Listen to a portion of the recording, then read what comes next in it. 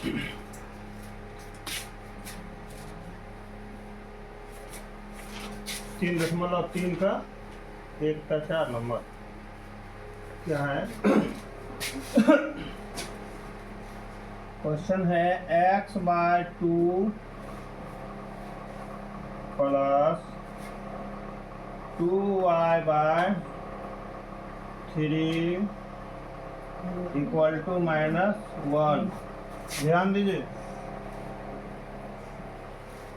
x/2 जोड़ 2y/3 बराबर घटा 1। अभी समीकरण इसको नहीं बनाना है, इसमें इसको सरल कीजिए। पहले कितना होगा? 2 3 का लघुत्तम 6, ठीक है। 2 से भाग दिए 3, यहाँ कितना होगा? 3 गुनी x 3x, 3 से भाग देंगे 2 2 दूनी 4y बराबर घटा 6। इसलिए 3x जोड़ 4y, इससे इसको गुना करेंगे तो -6 होगा। इसको मानिए समीकरण 1। पुनः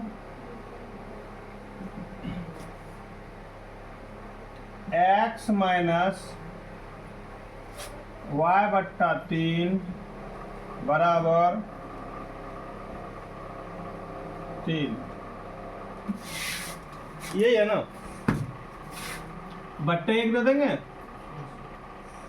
1 और 3 का लघुत्तम 3 हुआ। 1 से भाग देंगे 3, 3 गुनी x 3x घटा 3 से भाग देंगे 1, 1 गुनी y होगा बराबर कितना होगा? 3।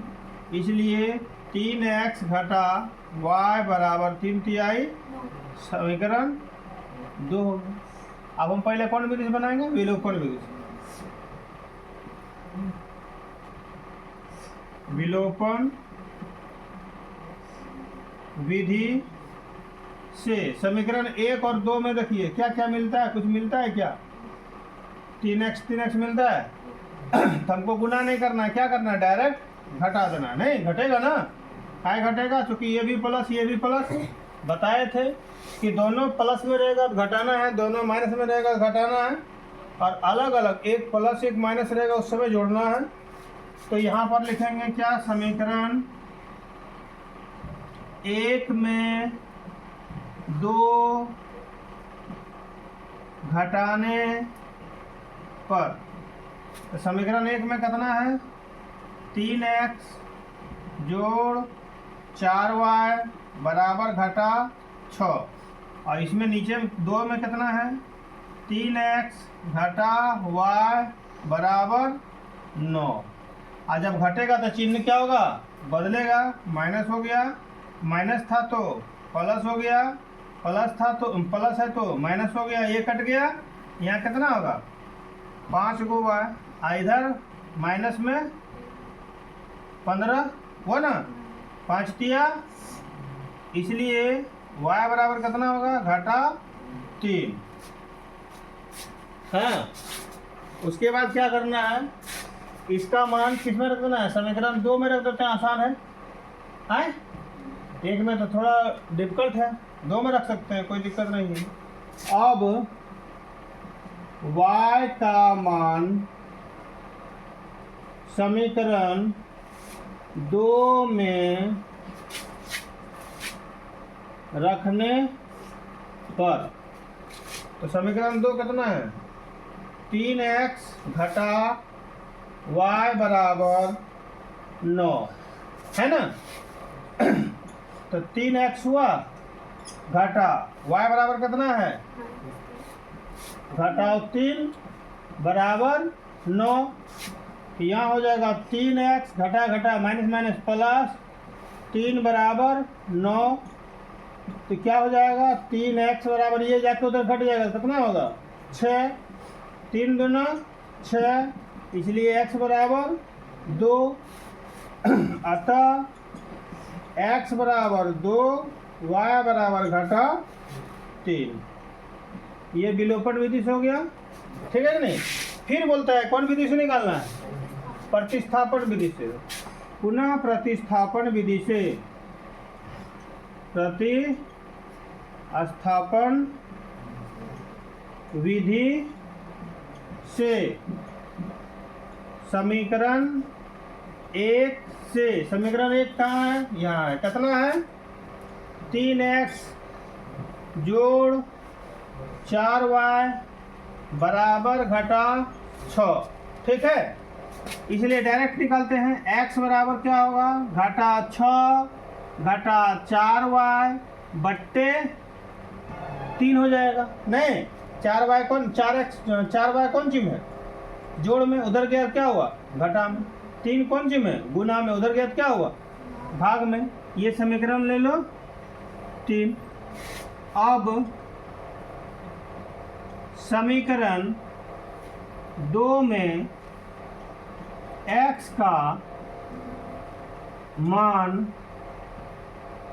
रखने पर ठीक है, तो अब यहां पर देखिए दूसरा कहाँ समीकरण है? 3x घटा y बराबर 9 है ना। तो यहाँ 3 के साथ में x क्या है? गुणाम है। x का मान क्या करेंगे? गुणाम लिखेंगे। क्या लिखेंगे? 3 गुना ब्रैकेट में लिखिए कितना? घटा 6 घटा 4y बट्टे 3 घटा y बराबर 9। ये 3 कट गया, कटा कि नहीं? ऊपर में क्या क्या बचा? घटा 6 नहीं, घटा 4y घटा y बराबर 9। तो देखिए ये 6 कौन सी में? माइनस में। उधर जाएगा क्या होगा? प्लस। तो 4 गो y और 1 गो y, तो माइनस में 5 गो y और इधर आएगा क्या हो गया? प्लस में 15 9 6 15 5 तिहाई 15। इसलिए y बराबर क्या होगा? घटा 3। ये माइनस वाला इधर चला गया, माइनस माइनस से होगा, चिन्ह जाएगा तो क्या हो गया? यहाँ घटा 3। अब पुनः y का मान समीकरण कितना में? 3 में रखने पर 3 कहाँ है? x बराबर घटा 6 घटा 4y बट्टे 3 घटा 6 घटा 4 गुना कितना होगा? घटा 3 होगा बट्टा 3 घटा 6 माइनस माइनस प्लस 4 तिया 12 बट्टा 3। तो कितना बचेगा? ऊपर में 12 में 6 गया, 6 बट्टा 3 3 दूना 6।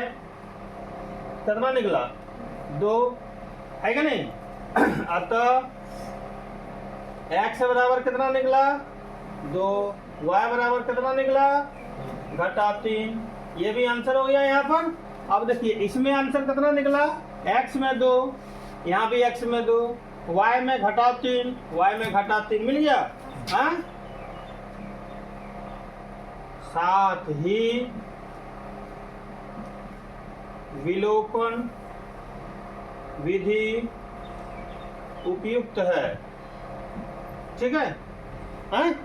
कहाँ नहीं समझे बोलिए? समझ गए तब उतरिए।